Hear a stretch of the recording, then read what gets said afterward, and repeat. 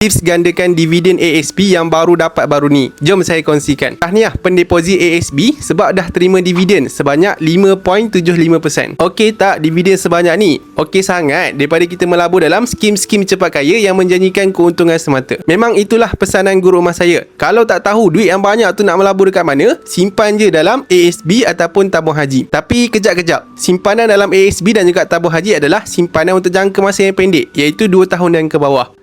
Kalau simpanan jangka masa panjang nak simpan dekat mana pula?